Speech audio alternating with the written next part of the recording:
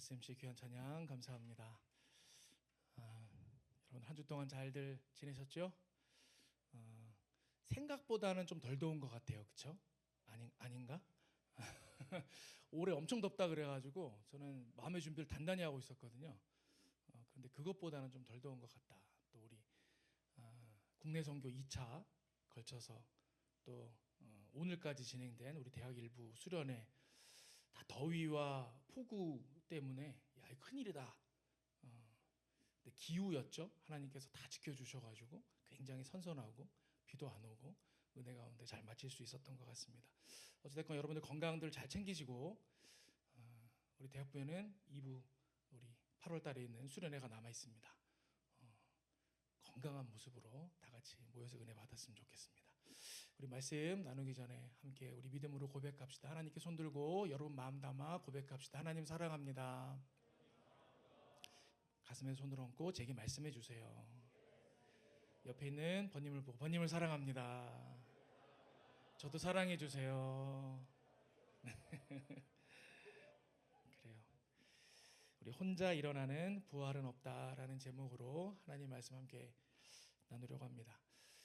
여러분 지금까지 해온 신앙생활들의 여정들을 한번 돌아보세요. 여러분 각자의 신앙의 인생들을 한번 돌아보세요. 여러분 신앙생활을 처음부터 끝까지 혼자서 하는 경우가 있을까요? 여러분들의 신앙생활을 보면 어떻습니까? 처음부터 끝까지 혼자서 오신 길입니까? 아무도 없이 나 혼자 믿음을 가지고 또 나 혼자 무너졌다가 나 혼자 다시 일어났다가 여러분 그렇게 신앙생활을 하시나요? 아마 없을 거예요. 우리가 넘어졌을 때 내 곁에 있던 누군가가 사랑의 손을 내밀어 주었고 또 내가 마음이 식었을 때에 누군가의 기도가 다시금 내 마음을 데웠고 또 처음 낯선 자리에 왔을 때 누군가가 내 옆에 앉아 주었던 경험들이 다 있을 거예요. 그렇기 때문에 우리가 지금 여기 있지 않겠습니까? 오늘 본문은 죽었던 나사로가 다시 살아나는 이야기입니다. 그런데 이 놀라운 부활의 현장에 굉장히 흥미로운 장면은 우리 주님께서 그 놀라운 부활의 생명을 살리는 일을 하실 때에 혼자 하지 않으셨다라는 거예요. 돌을 옮긴 무덤 막아놨던 돌을 옮기는 일도 죽은 나사로의 몸을 싸놓았던 그것을 다시 묶인 것을 푸는 일도 예수님 곁에 있던 사람들에게 맡기셨다라는 것입니다. 살리는 일에 생명을 살리는 일에 하나님은 우리의 믿음을 사용하셨고 기도를 사용하셨고 우리의 손을 사용하셨다라는 거예요. 그래서 오늘 제목이 그래서 혼자 일어나는 부활은 없다입니다. 차례대로 하나님 말씀 함께 나눠보도록 하겠습니다. 첫 번째 우리 함께 묵상할 주제는요. 우리 주님께서는 살리는 일에 우리의 믿음을 사용하신다라는 거예요. 저는 본문을 읽을 때 이제 그런 생각을 했습니다. 생명을 살리시는 능력이 있는 주님이시잖아요. 여러분 죽은 자를 살리는 것보다 힘든 게 있을까요? 근데 그 일을 하신 분이시거든요. 근데 돌문은 옮길 능력이 없으셨을까요? 좀 더 극적으로 연출하실 것 같았으면 나사로야 돌문을 열고 나오너라 이러셔도 되잖아요. 근데 그렇게 안 하시고 함께했던 사람들에게 가서 돌을 치우라 이렇게 명하셨다라는 거예요. 하실 수 있는 일을 일부러 맡기셨다라는 거죠. 여기에 우리가 주님의 의도를 좀 발견할 수 있어야 된다 그렇게 생각을 합니다. 주님은 그 부활의 현장에 사람의 믿음이 참여하기를 원하셨다라는 거예요. 그 명령 앞에 마르다가 뭐라고 얘기합니까? 주여 죽은 지 나흘이 되었음에 벌써 냄새가 나나이다. 그러면서 이제 망설이는 모습을 보여요. 이 나흘이라는 것은 이제 당시 유대인들이 어떻게 인식했냐면 사람이 죽으면 영혼이 완전히 떠나가기까지 필요한 시간이 나흘이라고 여겼다라는 거예요. 그래서 지금 이 마르다가 예수님께 그렇게 말하는 거예요. 예수님 나흘이나 지났는데요. 영혼은 다 떠나갔는데요. 그래서 지금 육신은 썩고 있는데요. 냄새가 나는데요. 그 얘기를 하고 있는 거죠. 인간의 계산으로는 완전히 끝난 자리라는 거예요. 믿음 없는 모습이죠. 근데 예수님은 그 자리에서 그 마르다를 밀어내지 않으시고 다시 초청하세요. 40절에 뭐라고 되어 있냐면 네가 믿으면 하나님의 영광을 보리라. 다시 초청하시는 거예요. 그러면서 그 믿음을 세워주십니다. 살리시는 능력은 예수님께 온전히 있지만 그 영광이 드러나는 자에 주님은 마르다의 믿음이 함께 일하기를 원하셨다라는 거예요. 여러분, 저는 우리 대학부가 딱 그렇다 그렇게 생각을 합니다. 이제 제가 전도사님들께도 늘 말씀드리는 게 있어요. 저는 목양의 방침이 이렇습니다. 제 목회 철학은 이렇습니다. 우리 대학부는 이렇게 갑니다. 그래서 늘 강조하는 게 있습니다. 전도사님들이 하실 수 있어도 전도사님들이 하시면 안 됩니다. 우리 번님들이 할 수 있도록 스스로 택하고 스스로 할 수 있도록 그렇게 계속 기회를 열어주시고 그 마음을 살펴주십시오. 제가 이렇게 전도사님들께 꼭 부탁을 하거든요. 그럴 때가 있어요. 경우에 따라서 어떤 특정 사안에 대해서는 그냥 제가 하면 더 빠르고 편한 것들이 있습니다. 우리 전도사님들이 직접 하면 더 빠른 게 있어요. 이제 그렇게 안 하는 거죠. 일부러 안 하는 거죠. 우리 학생회가 전체 사역을 이끌고 또 각 사역팀들은 총무단이 주도해서 우리 예배를 섬기고 있습니다. 수련회도 선교도 체육대회도 우리 번님들이 다 기획하고 모여서 기도하고 준비하고 뜁니다. 왜 그렇게 할까요? 일손이 모자라서 사람이 많이 필요해서일까요? 뭐 그런 면이 있을 수도 있겠죠.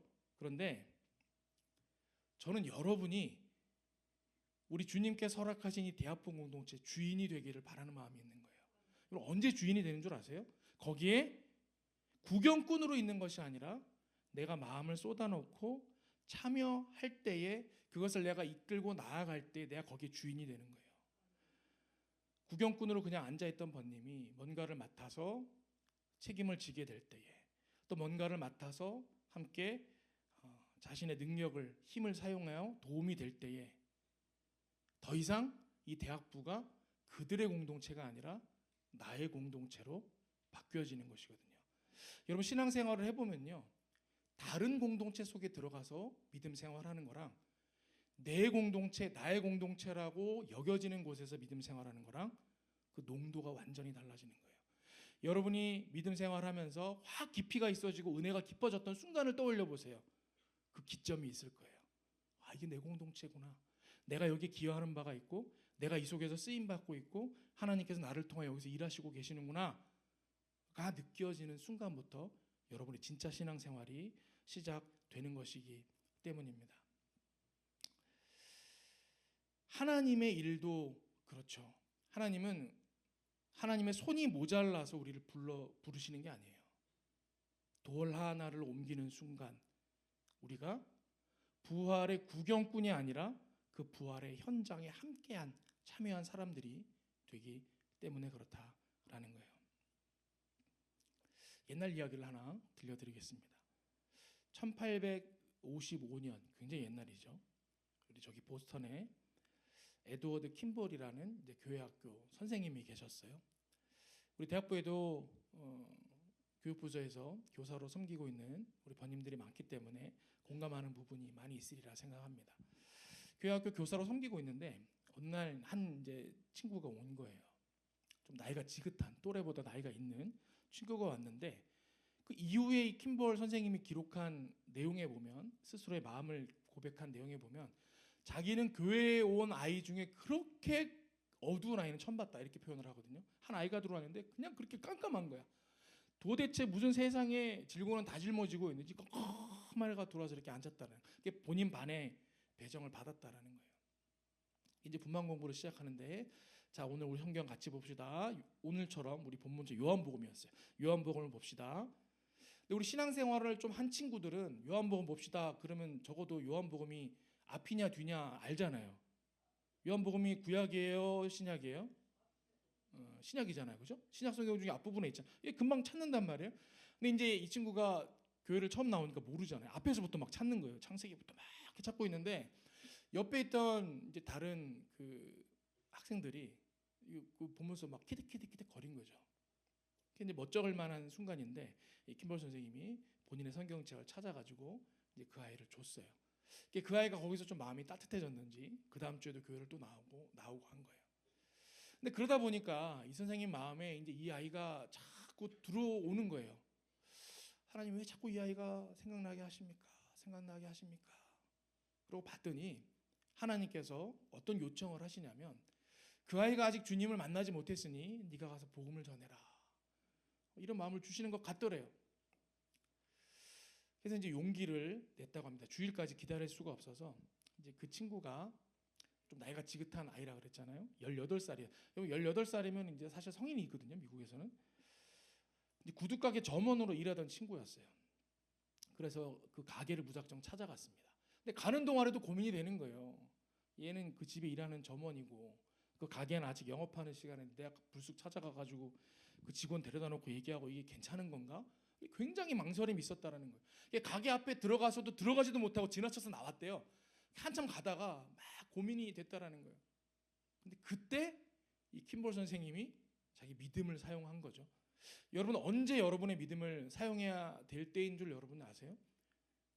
그냥 평범할 때 아무렇지도 않을 때는요 그냥 지낼 수 있습니다. 언제 믿음을 사용해야 되는 순간인가 하면 여러분 마음에 거슬림이 생겼을 때, 환경에 어려움이 생겼을 때, 감정의 동요가 일어나서 해야 되는 일임에도 불구하고 누가 봐도 분명히 하나님 원하시는 일이에요. 저게 맞아요. 그런데 마음에 갈등이 되는 순간이 오거든요. 그때 믿음을 쓰는 거예요. 믿음이 있는 사람과 그렇지 않은 사람이 그런 순간에 갈리는 거거든요. 이 킴볼 선생님이 거기서 이제 하나님의 부르심에 응답합니다.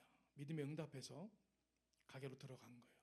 가서 이제 본인 후일담이 그 아이의 어깨에 손을 얹고 진짜 짧고 막 마음이 얼마나 급하게 해서 일하는 애를 붙들어 놨으니까 짧고 간결하게 막 어줍지 않은 말로 대충 전했대요. 본인 생각에 아 이거 망했다 약간 이런 마음으로 그러고 돌아왔는데 그 친구의 마음 가운데 예수님의 복음이 심겨졌어요. 그 자리에서 영접 기도를 했다라는 거죠. 이 이야기는 에드워드 킴볼 선생님의 이야기가 아니에요. 그 킴볼 선생님의 믿음의 응답으로 예수님을 영접했던 18살의 그 사람보다 더 어두운 인생이 없어 보일 만큼 깜깜했던 그 아이, 그 친구가 바로 D.L. 무디였어요. 미국의 큰 부흥기를 이끌었던 부흥사 D.L. 무디가 되었다라는 거예요. 여러분 킴볼 선생님의 믿음의 응답, 하나님께서 부르실 때에 응답함으로 쓰임 받았던 그 사건이 D.L. 무디 한 사람만 살린 게 아니죠. D.L. 무디를 통해 다음 세대 수많은 사람들에게 생명이 꽃피우게 되는 놀라운 역사를 이루게 됐다라는 거예요. 하나님의 일에 우리의 믿음을 사용하시려고 하나님께서 우리를 부르실 때가 있습니다. 그때 응답하는 사람이 하나님께서 생명을 살리시는 현장에 동참하여 동역자로 서게 되는 거예요. 여러분 이쯤에서 이런 마음이 들지 않습니까? 야, 참 멋지다. 나도 그렇게 쓰임 받고 싶다. 내가 우리 교회학교 부서에서 가르쳤던 그 꼬맹이가 D.L. 무디 같은 놀라운 생명 살리는 놀라운 사역자가 된다면 얼마나 영광스러울까? 근데 또 걸려요. 내 모습을 보면. 그런데 이 내 작은 믿음, 이 부족한 믿음이 그렇게 큰 일에 쓰임 받을 수 있을까? 근데 여러분 놓치지 말아야 할 것이 있습니다. 세상은 자격을 보고 조건을 보고 능력을 보고 사람을 씁니다. 우리가 학점이 부족하고 스펙이 부족하고 경력이 부족하면 떨어지죠. 서류에서 떨어져 버려요. 그런데 우리 예수님은 우리 하나님은 어떠십니까? 오늘 마르다가 아니 나흘이나 지났는데요. 벌써 냄새가 납니다. 그랬던 마르다임에도 불구하고 어떻게 합니까? 그 흔들리는 믿음을 다시 붙들어다 부활의 현장에 세우시는 거예요. 무슨 말이에요? 하나님은 자격을 보고 쓰시는 것이 아니라 우리 믿음을 보고 우리를 쓰신다라는 거예요.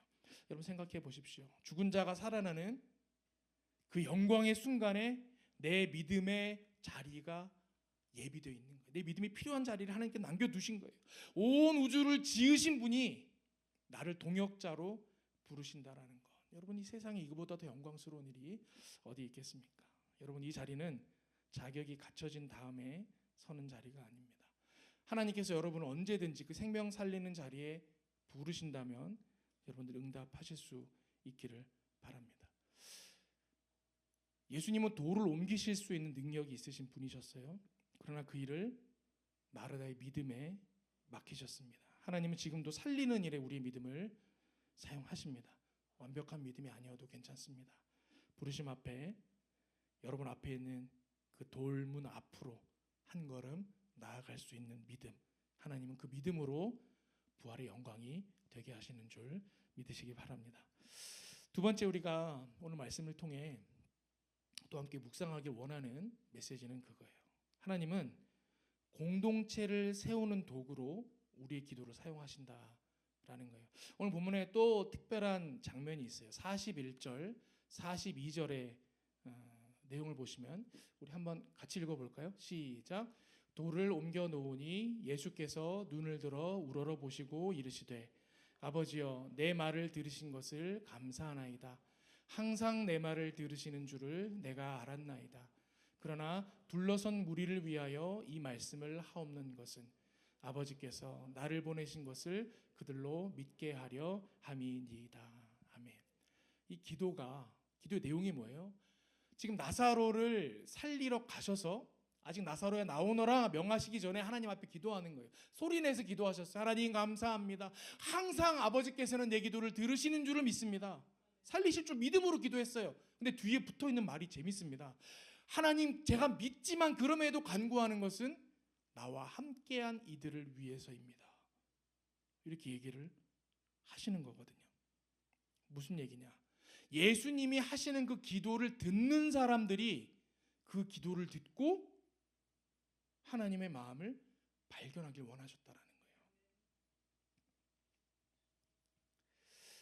제가 이제 그 신기한 경험을 종종 하곤 하는데, 한 번은 이제 미국에서 공부할 때 영사관에 볼 일이 있었어요. 뭔가 이렇게 서류를 한국에 보내야 되는 게 있어서 영사관에 가서 작성을 해서 이제 직원한테 이렇게 서류를 줬습니다. 근데 이제 그 워싱턴 DC에 있던 영사관이었어요. 한국 영사관인데 그 직원이 서류를 이렇게 받아요. 봤더니 방덕종? 내가 아는 사람 같은데? 이러는 거예요. 근데 제가 이제 이름이 흔한 이름이 아니잖아요. 그래서 제가 이거 제 이름이 흔한 이름이 아닌데? 그러면서 이제 제가 순간 잠깐만, 지난 교회 성도님인가? 그전 교회 성도님인가? 막 데이터를 막 떠올려가지고 막 기억을 하고 있어요. 근데 도대체 생각이 안 나요. 이분이 누구지? 그러더니 그분이 갸우뚱하지 밑을 봐요. 근데 제가 이제 미국으로 가면서 주소를 어디다가 둬야 되니까 저희 처갓집에다가 제 그 주민등록 주소를 옮겨놓고 이제 갔었거든요. 근데 이제 처가가 강원도 태백에 지금도 계시니까 주소가 강원도 태백으로 돼 있었단 말이에요. 근데 그분이 이렇게 보더니 강원도 태백이네? 맞네! 이제 이러시는 거예요. 봤더니 이분이 그러면 태백의 고향 분인데 나를 아는가 보다. 그래서 제가 이제 그 마음을 더 이렇게 겸손하게 아는 분인 것 같아서 이게 어떻게 저를 아실까요? 이러고 이제 봤죠. 보고는 여기 이제 명찰에 달린 이름을 제가 이렇게 본 거예요. 아는 사람인가? 봤더니 제가 아는 분인 거예요. 근데 이제 그분이 누구냐면 제 중고등부 교회 선배였던 거예요. 4살 선배인데 이제 그때 중등부와 고등부가 이렇게 같이 있는 교회였어요. 제가 이제 중학교 1학년에서 2학년 올라가는 겨울, 제가 이제 그 겨울에 우리 주님을 인격적으로 처음으로 영접한 그 수련회거든요. 근데 그 수련회에 그 형님이 저랑 같은 조였어요. 이제 부모님은 다 태백에 계신데 이제 고등학교를 다른 지역으로 갔어요. 강릉으로 가서 학교를 다니고 있었기 때문에 고1 겨울이었죠. 이제 그 형님한테는 고1 겨울 수련회를 이제 온 거예요. 저는 그 수련회 2박 3일 동안 그 형님을 딱 그때밖에 못 봤거든요. 그러니까 30년 전에 만났던 사람인데 그 형님이 전 너무 기억이 선명하게 남아 있어요. 그래서 이름을 딱 보니까 알겠더라고요.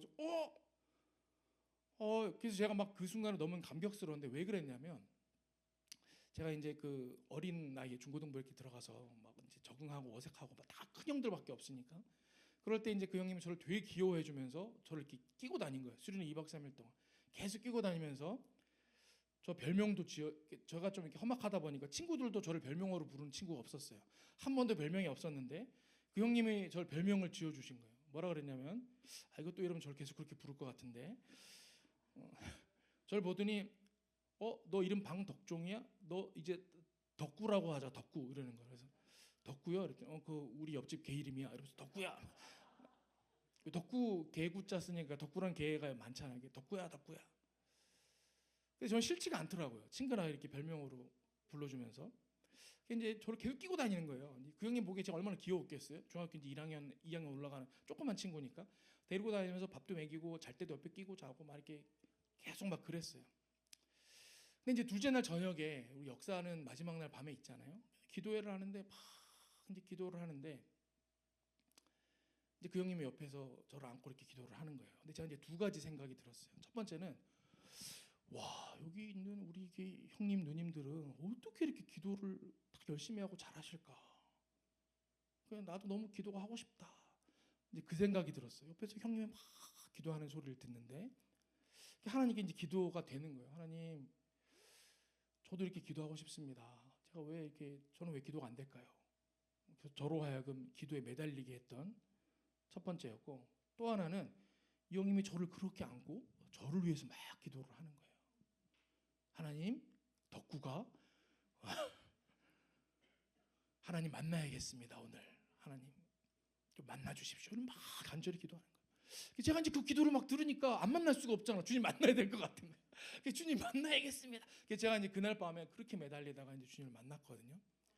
제가 기도할 때에 나중에 막 은혜 받고 이런 다음에는 저를 이렇게 안아서 기도하는 그 형님 막 천사로 느껴졌었고, 이게 그 2박 3일 만났던 형님이지만 저한테 굉장한 영적으로 큰 제가 이제 은혜를 입었기 때문에 그 형님의 이름을 잘 기억하고 있었는데 그 미국 영사관에서 그렇게 우연히 만난 거예요. 제가 왜 이 긴 이야기를 했냐면, 여러분 기도가요, 우리는 하나님께 하는 기도잖아요. 하나님만 들으시면 되잖아요. 근데 하나님이 그 기도를요, 사람이 듣고 응답하도록 또 사용하신다라는 거예요. 오늘 예수님이 하나님을 향해 기도했습니다. 근데 뭐라 그러세요? 하나님은 제 기도를 다 들으시는 줄 제가 압니다. 그러나 이렇게 제가 소리내어 기도함은 이 기도를 들을 이 사람들 때문입니다. 예수님 그렇게 말씀하시잖아요. 업계 비밀인데 제가 비밀을 한 가지 말씀드리면, 제가 이제 기도에 인도할 때에 기도가 유독 안 뜨거워지는 그룹이 있어요. 막 기도하면 막 저는 이제 막 무장하고 가지고 우리 주여 부르짖고 기도합시다. 그런데 막 조용해. 나만 주여 하고 막 이제 그럴 때 야, 이제 큰일 났다. 이거 어떻게 불을 지피지? 그럴 때 제가 이제 주로 쓰는 방법이 있습니다. 뭐냐면 짝기도를 시킵니다. 일단 시작할 때 마음이 막 맹충맹충할 때 있잖아요. 우리 두 사람씩 짝을 지어서 여러분 손잡고 있는 사람을 위해서 우리 먼저 기도합시다. 이 사람의 마음이 열리도록 하나님 사랑하도록 또 주신 사명 잘 막 기도해요. 그러면 사람의 마음이 다 그렇거든. 이 사람을 자꾸 이렇게 기도를 하는데 앞에서 기도 인도하시는 목사님이 시켰단 말이에요. 근데 꾹 다물고 있으면 앞 사람이 여러 오만 생각을 할 거 아니야. 얘 왜 나랑 짝된 게 불만인가? 날 위해서 왜 기도하기 싫은가? 이런 생각이 들 것 같은 마음이 드니까 어떻게 합니까? 이제 일부러라도 소리내서 기도를 하거든요. 그죠? 일부러라도 소리내서 기도하는 거예요. 그러면 그 기도가 또 들리잖아요. 앞 사람이 와, 이 사람이 나를 위해서 진심으로 기도해 주네. 그럼 안 하면 또 서운하잖아. 그죠? 나도 또 막 기도를 해요. 그럼 서로가 서로에게 들리게 막 기도를 하다 보면 이 가슴이 막 뜨거워져요. 굉장히 인본주의적인 접근 같은데 오늘 말씀을 보면 꼭 그렇지만도 않죠. 하나님께 하는 기도인데 하나님께 하는 기도를 듣는 사람들로 하여금 하나님께서 마음에 불을 지피는데 사용하신다라는 거예요. 서로의 기도가 서로에게 영적인 영향을 준다라는 거예요. 사도행전 16장에도 보면 그런 얘기가 나오죠. 바울과 실라가 빌립보에서 귀신 들린 여종의 귀신을 쫓아냈던 장면이 있습니다. 근데 그 귀신 들린 여종을 쫓아냈더니 그 귀신 들린 여종을 점치게 해줘가지고 돈을 벌던 주인들이 돈벌이 수단이 사라졌으니까 이 바울과 실라를 고발하거든요. 이게 이제 잡혀 들어갑니다. 옥중에 잡혀 들어가는데 그날 밤에 바울과 실라가, 여러분 잘 아는 말씀이죠. 우리 사도행전 16장 25절 말씀 한번 같이 읽어볼까요? 시작. 한밤중에 바울과 실라가 기도하고 하나님을 찬송하며 죄수들이 듣더라. 그날 밤에 바울과 실라가 감옥에 딱 들어갔는데 뭘 한 거예요? 하나님께 기도하고 찬송한 거예요.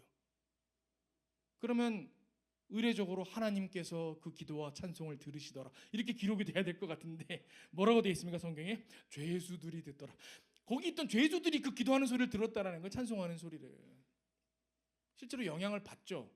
하나님께서 지진을 일으켜서 옥문을 다 열게 하고 그들에게 나갈 수 있는 기회를 주셨을 때 어떤 일이 일어납니까? 야, 망했다, 죄수를 다 탈옥하면 나 죽었다 하고 스스로 목숨을 끊으려고 했던 간수가 있었잖아요.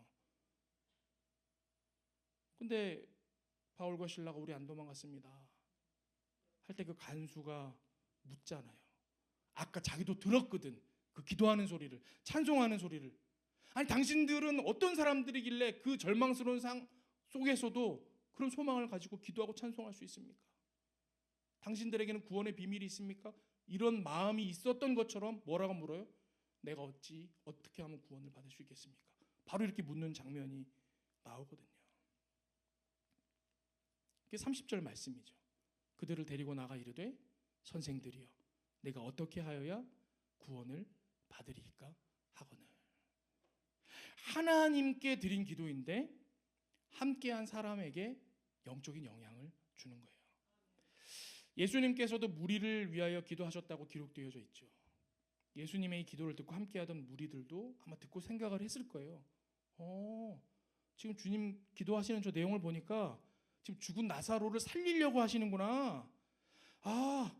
또 어떤 사람들은 뭐야, 죽었던 사람이 살아나는 게 가능해? 무슨 저런 기도를 해? 이런 사람도 있었을 것이고, 또 어떤 사람들, 야, 기도하는 거 보니까 정말 다시 살아날 거라고 확신하면서 하는 기도구나, 뭐 오만 생각들을 다 했겠죠.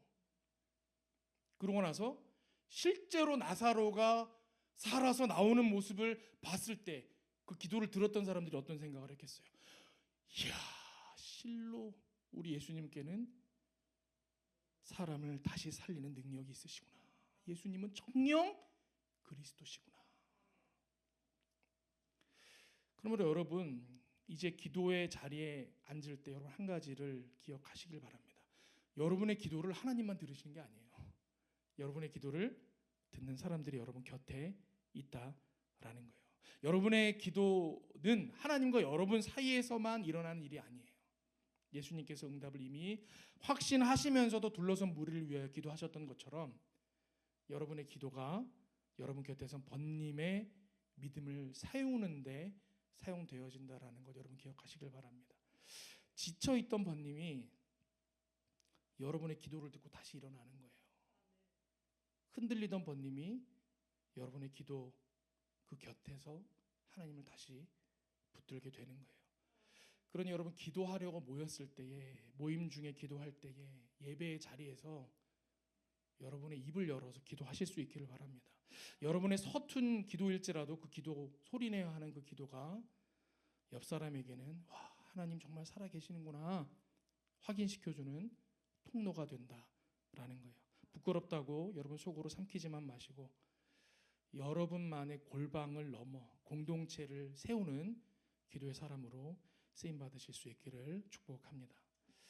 세 번째, 오늘 말씀에 우리 함께 묵상할 마지막 내용은 뭐냐면, 우리 주님은 생명을 풀어놓는 일 가운데 우리의 손을 사용하신다라는 거예요. 오늘 43절, 44절에 이제 뭐라고 기록되어 있느냐, 같이 한번 읽어볼까요? 시작. 이 말씀을 하시고 큰 소리로 나사로야 나오라 부르시니 죽은 자가 수족을 배로 동인 채로 나오는데 그 얼굴은 수건에 쌓였더라. 예수께서 이르시되 풀어놓아 다니게 하라 하시니라. 아멘. 돌문을 열으라고 했던 것과 비슷하죠. 사람이 이미 살아났어요. 생명 살리는 건 우리 주님이 하셨어요. 근데 그 살아난 사람이 다시 온전히 자유함을 얻어 돌아다니도록 하는 것은 사람의 손에 맡기셨다라는 거예요. 묶인 것에서 풀어주는 일은 곁에선 사람들에게 맡기셨다라는 거예요. 여러분, 사실 우리도 이미 그 일들을 하고 있습니다. 이제 우리 대학부에는 웰컴 마을 리더들이 있지 않습니까? 우리 이분들이 하시는 일이 뭐예요?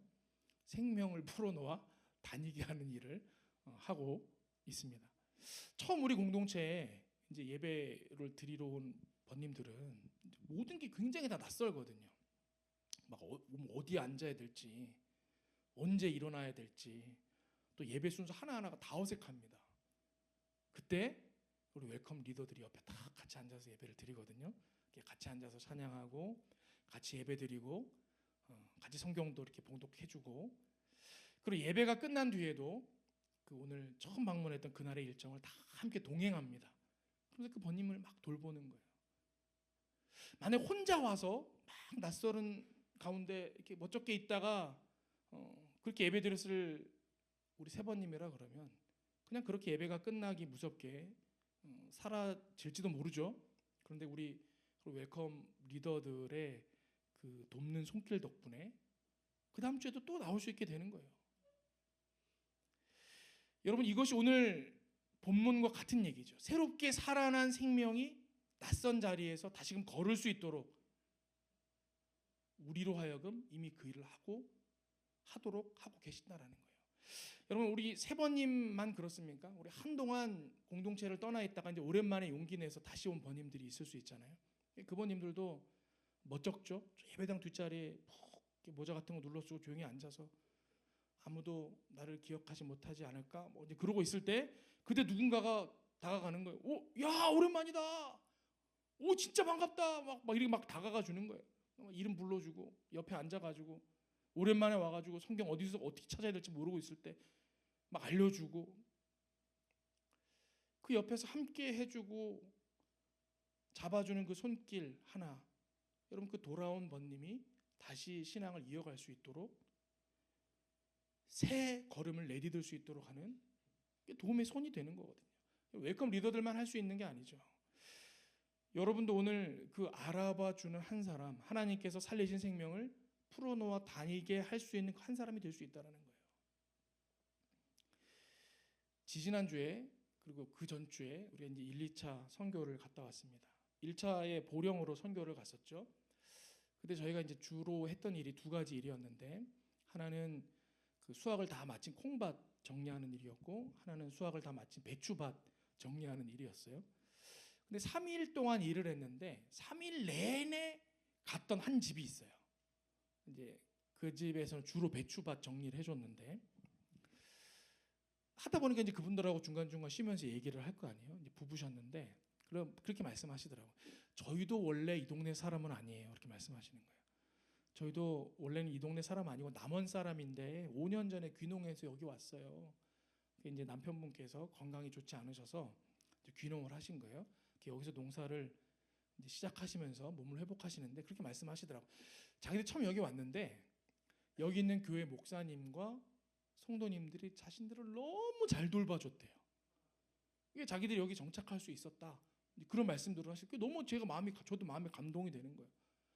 근데 이제 그분들 밭을 저희가 3일에 걸쳐서 했다 그랬잖아요. 배추밭을 나중에 정리한 걸 합산해 보니까 뭐 한 5, 6천 평 된대요. 그만큼은 우리 번님들이 막 그 무더운 마지막 날 비도 맞으면서 막 그렇게 했거든요. 제가 보기에도 우리 번님들이 굉장히 기가 막혔거든요. 왜냐하면 저는 우리 번님들 볼 때 너무 이제 하면서도 계속 감동을 받는데, 제가 그렇게 감동을 받는데 그분들은 감동 안 받았을까요? 중간에 쉬는데 그 아주머니가 저한테 그러는 거예요. 정확하게 워딩 그대로 옮기면 그래요. 아니, 그런데 왜 이렇게까지 하세요? 이러더라고. 왜 이렇게까지 하시는 거예요? 여러분, 왜 그렇게까지 할까요? 이제 우리가 본능적으로 아는 거예요. 그게 생명을 풀어놓아 다니게 하는 일인 줄 알기 때문에. 우리가 마지막 할 때 그 배추밭 도와드렸던 그 두 분 모셔놓고 저희가 축복송 불러드리고 신앙생활 잘하실 수 있도록 그렇게 축복하고 기도하고 이제 그러고 오지 않았습니까? 타지 생활하던 그분들, 2026년의 여름이 하나님의 사랑으로 얼마나 충만하게 기억되겠어요. 그곳에서 정착해서 믿음 생활 시작했던 그 교회에서 하나님 더 깊이 만나는 기회가 될 수 있지 않았을까요? 우리 2차 선교 의성으로 갔는데, 의성 때는 또 그런 일이 있었죠. 우리가 주로 이제 한 일이 거기는 이제 마늘이니까 주로 이제 마늘 농사 추수한 거를 다듬고 담아서 출하하고 이제 이런 거를 도왔는데, 유독 기억에 남는 한 분이 있잖아요. 우리 의성 갔다 오신 분들은 알 거예요. 유독 까칠하고 표독스러운 분이 계셨어요. 이 남자분인데 권씨 아저씨라고.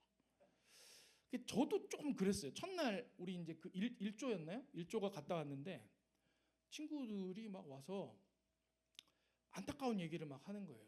무슨 얘기냐면 보통은 이제 국내 선교 가서 어르신들 일에 일손을 돕고 그러면 그분들 마음에 아유 서울에서 곱게 자란 청년들이 와가지고 이 힘든 일을 이렇게까지 해주네. 뭐 얼마나 고마워요 마음에. 원래는 이거 본인들이 힘들게 하든지 아니면 일당 줘서 사람 불러서 해야 되는 건데 막 공짜로 막 그것도 굉장히 열심히 하거든요. 우리 친구들이 뭐 엄청 열심히 한단 말이에요. 그럼 너무 고마워가지고 보통은 막 어쩔 줄 몰라 하시거든요. 그게 이제 정상적인 저희가 기대하는 반응이란 말이에요. 근데 이제 이분은 무슨 자기가 돈 주고 부른 사람들 외국인 노동자 부리듯이 막 부리는 거예요. 뭐 왜 마늘 포대를 이렇게 놓냐, 이렇게 놔야지, 끈을 왜 그렇게 묶냐, 뭐 분류가 잘못됐다. 이제 친구들이 그 고프로로 찍은 영상을 막 가져왔어요. 이렇게 빨리 돌리는 걸로 저한테 막 목사님 이거 보세요 막 보여주는데 우리 번님들은 막 슈시잡시 왔다 갔다 하는데 그분은 서가지고 영상이 뭐 이렇게 나오는 거예요. 제가 이제 저는 이제 무슨 생각을 했냐면 야 큰일 났다. 우리 번님들이 여기서 이렇게 상처받으면 안 되는데 이제 그 어르신은 좀 아유 아무리 그래도 그렇지 우리 어린 친구들 와서 이렇게 열심히 하고 그러면 좀 부드러운 마음으로 좀 이렇게 해주시지 왜 그렇게까지 하셨을까? 제가 살짝 이제 걱정을 했어요. 어떻게 하나 분위기를 잘 살폈는데 제가 이제 감동적인 거는 우리 번님들이 그 순간에 믿음을 사용하더라고.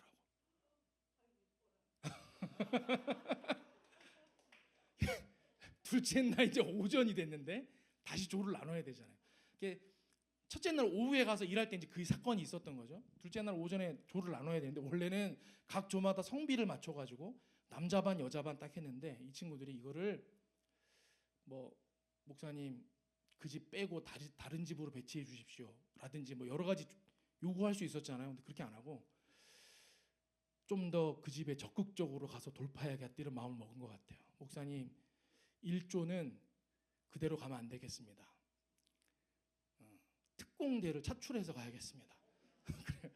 그래가지고 거기는 특별 결사들을 만들었어요. 앞에 나와가지고 두 명 친구가 팀장을 세워가지고 딱 보고 일 잘할 것 같고 안 삐질 것 같고 이런 친구 너 나와 이렇게 해가지고 특공대를 조직해가지고 다 오전에 올라갔거든요. 제가 이제 그때 처음 마음 너무 감동을 받았어요. 근데 이 친구들이 올라가가지고 또 막 열심히 했어요. 이 이제 권씨 아저씨가 마음이 막 노골노골해져가지고 감동이 돼가지고 야 이래야 되는데 그분은 마음이 안 녹아. 또 막 이 친구들이 와가지고 갔다 오고 나면 저한테 막 하소연을 막 하는 거예요. 근데 하소연을 하는데 벌써 이 친구들이 마음이 둘째 날 갔다 왔을 때는 첫날은 약간 제가 보기에도 상처 받을락 말락 이랬거든요. 근데 둘째 날을 딱 됐는데 승화시켜가지고 그걸 밈으로 만들어가지고 자기들끼리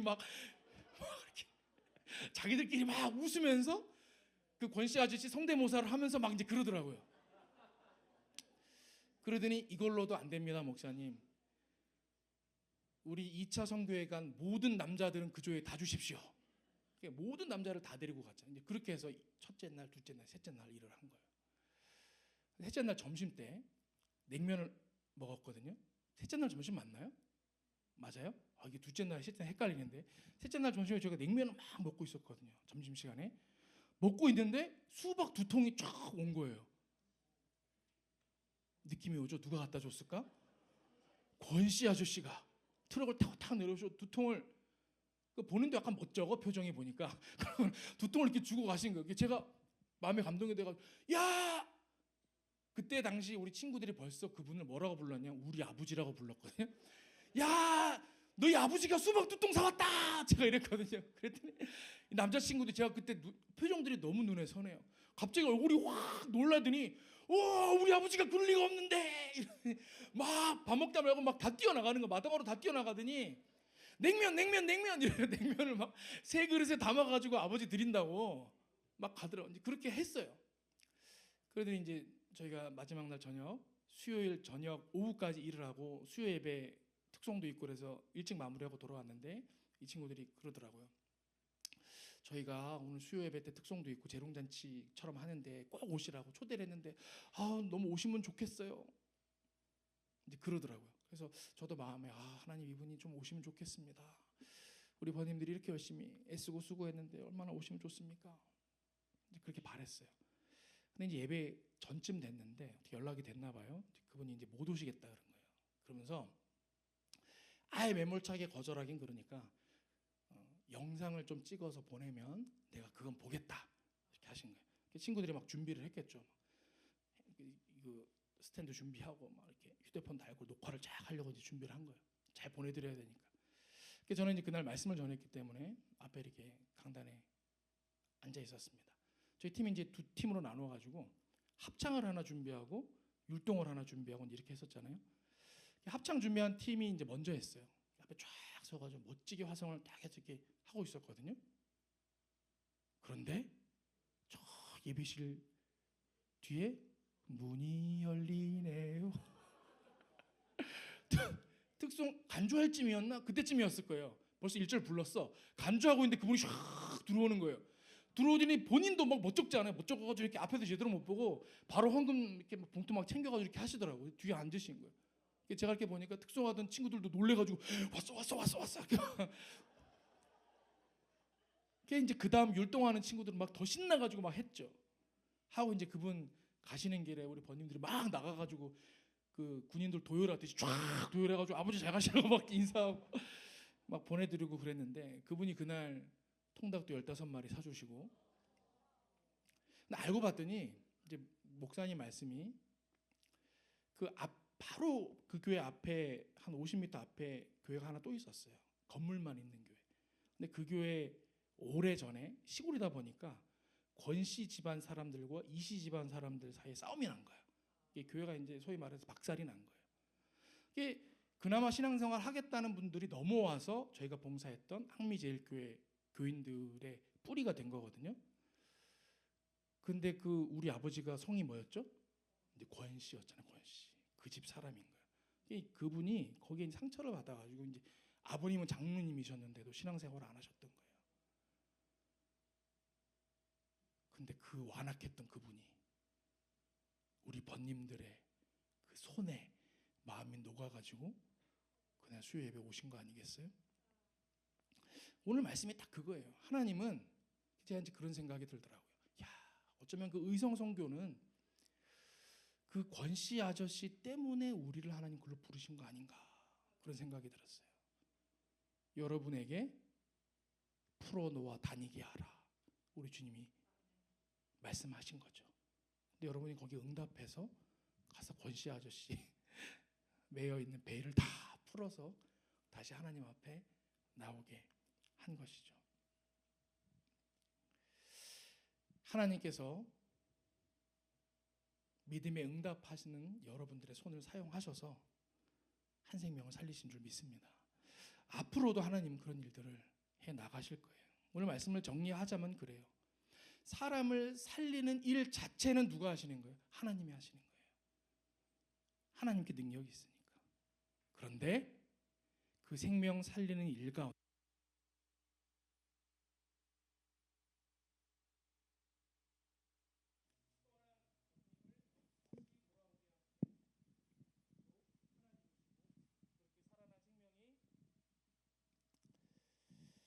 새 힘을 얻어서 영적 세계에서 자유롭게 걷고 다니게 하는 일, 그 묶인 것을 풀어주는 일은 우리 손에 맡기셨다라는 거예요.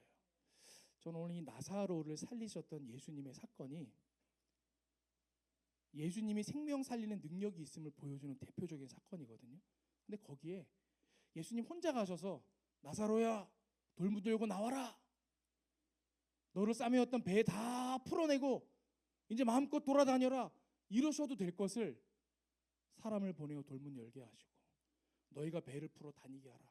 그들을 초청해서 생명 살리는 일 가운데 그 영광 가운데 함께하게 하셨다는 이 놀라운 사실이 우리를 지금도 하나님의 그 생명 살리는 일에 초대하고 계시는 메시지다. 저는 그렇게 믿습니다. 오늘 사랑하는 우리 대학부의 모든 번님들이 우리 주님의 이런 부르심 앞에 응답할 수 있기를 바랍니다. 주님, 제가 믿음으로 나아갑니다. 저를 사용하여 주시옵소서. 저로 하여금 그 영광스러운 일 가운데 동역자로 서게 하여 주시옵소서. 이런 간구하는 마음으로 우리 믿음 생활 이어갈 수 있기를 축복합니다. 함께 기도하겠습니다. 아버지 하나님 감사합니다. 생명 살리는 능력이 우리 주님께 있음을 믿음으로 고백합니다. 그러나 그 놀랍고 영광스러운 일, 그 일 가운데 저희의 작은 믿음까지 사용하길 원하셔서 불러주시는 줄 오늘 말씀을 통해 깨닫사오니 주님 부르실 때에 저희들 응답하게 하시고 저희의 믿음을 내어드려 생명 살리는 그 영광스러운 일 가운데 쓰임받는 믿음의 백성들이 되게 하여 주시옵소서. 아무것도 아닌 것 같아 보일지라도 우리 옆에 있는 번님들 돌보아 섬길 수 있는 믿음의 사람 되게 하시고 소리내어 기도함으로 우리 공동체를 세워나가는 기도의 사람들 되게 하시며 주님 원하시는 곳에 우리의 손과 발을 내어드려 하나님 나라 확장되고 믿음의 사람들이 다시금 생명을 얻는 놀라운 일 가운데 크게 쓰임받는 신실한 종들 되게 하여 주시옵소서. 감사드리며 예수 그리스도의 이름으로 기도하옵나이다. 아멘.